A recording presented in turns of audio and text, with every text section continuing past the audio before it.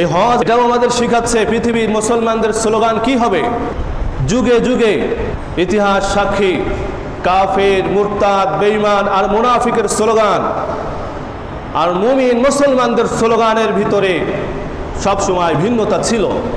কাফের, বেঈমান, মুনাফিকরা কখনো বস্তুর নামে, কখনো মূর্তির নামে, কখনো ব্যক্তির নামে স্লোগান দিয়েছে।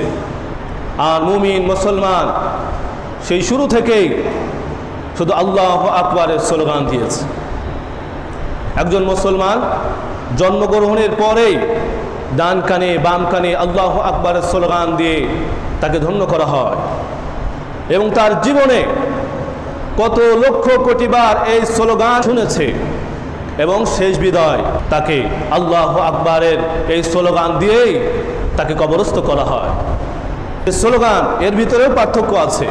কোনো কাফের স্লোগানের সাথে কোনো মুমিন মুসলমানের স্লোগান কখনোই মিলতে পারে না।